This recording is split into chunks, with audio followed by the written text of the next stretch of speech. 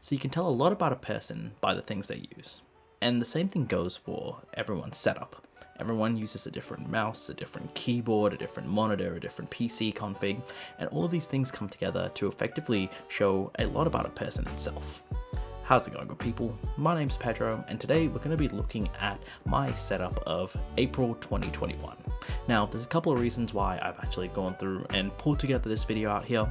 I think all in all, I have a pretty decent kit of gear, maybe not the latest and greatest, but I definitely think there's a little bit of value to be had from the gear that I use, and it's not really the typical gear that you'll see from the everyday YouTuber.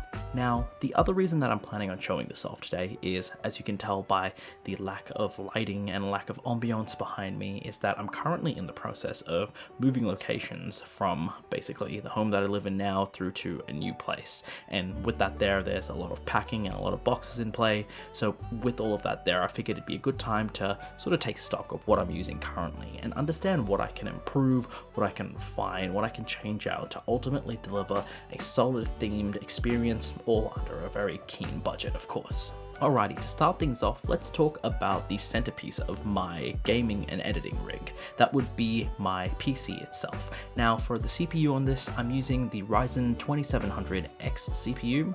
That's paired with an X370 motherboard, that's specifically this Acer STRIX variant. And then for the GPU itself, I'm using a GTX 1080 Ti, and for memory, I'm using Trident C 32GB of GDDR4 memory. Now, all of these specs are pretty good all in all, but obviously these aren't the latest. There's no Ryzen 5th gen CPU in here, nor is there an Acer STRIX 3080 in there either. Now, there's a couple of reasons for that. Availability is definitely a big factor in that there, and also until recently I really haven't found much issues in playing any sort of AAA title on this PC out here. Everything's managed to be able to crush any sort of 1080p gaming, even 1440p, and even ultra wide gaming to that extent has been able to be fine up till this point here. And I say this point here, which is effectively the reason why I'll be looking in the future to upgrading this, mostly because of the new photo and filming rig I have out here. The new 4K images that are being pulled straight from this camera are definitely starting to show the age on my rig out here. And whilst definitely not the worst, not impossible to edit off, because obviously I've been editing every video you see off here from this PC here, it still is difficult to go through and overall get a very clean video from the first takeover. There's definitely some pain points in there. It's not unusable, but it definitely can be improved. And along with that as well, I feel like this PC is sort of the mantelpiece of this channel out here. My most popular video came from a case that I'm using till this date out here, so I do take a bit of pride in keeping that up and making sure that the PC is in line with effectively how this channel is going.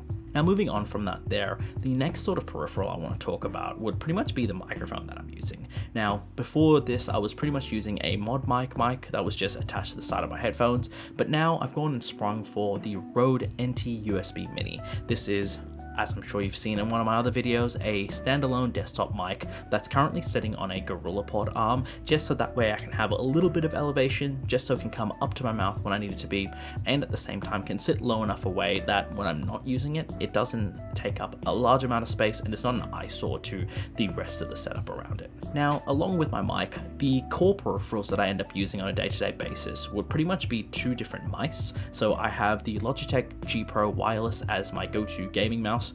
Pretty standard mouse. This is the one that's been around for a fair while now and effectively has been the staple in many sort of personal gaming rigs, along with a lot of professional esports players.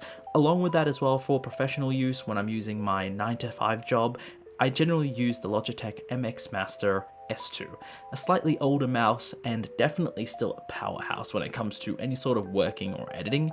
I definitely think that the MX Master series is really a staple when it comes to any sort of professional use case for a mice.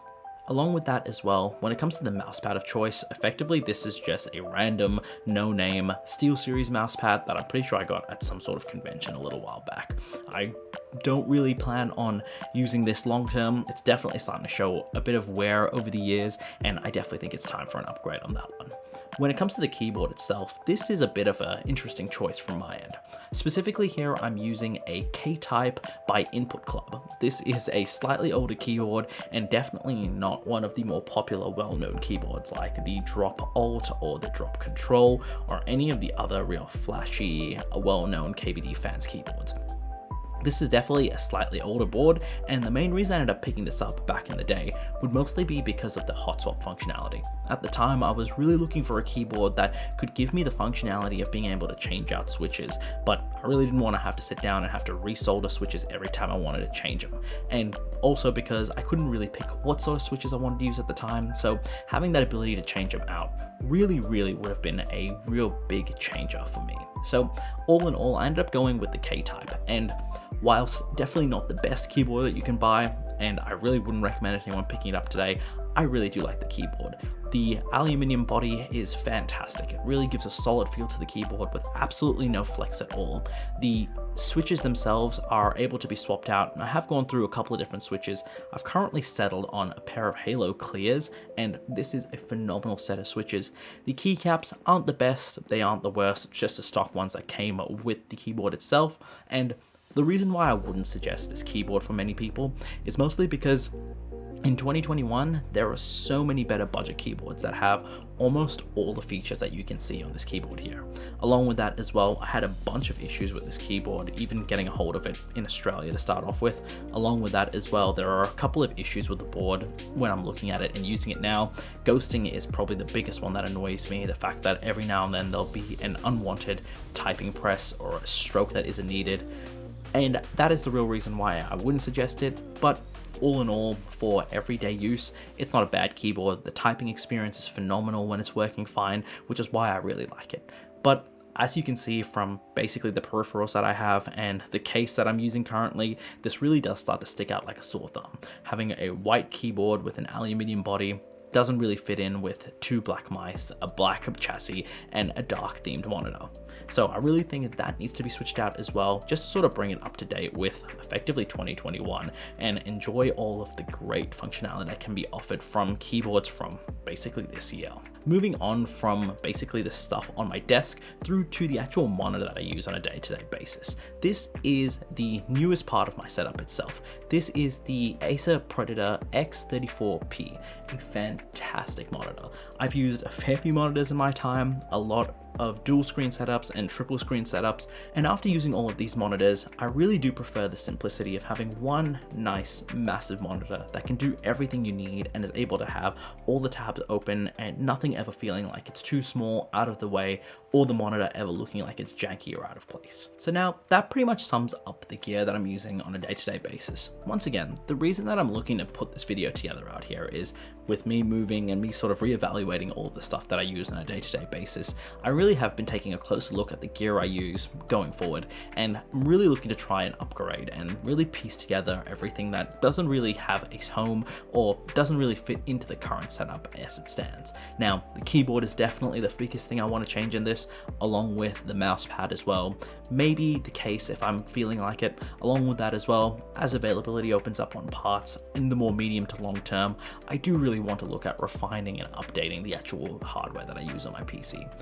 I think the monitor is fantastic and I love it to death, so I don't think that's going to be changing anytime soon. And when it comes to mice as well, nothing's really wrong with either the Logitechs that I'm using, so I don't really think there's going to be much of a need to change that.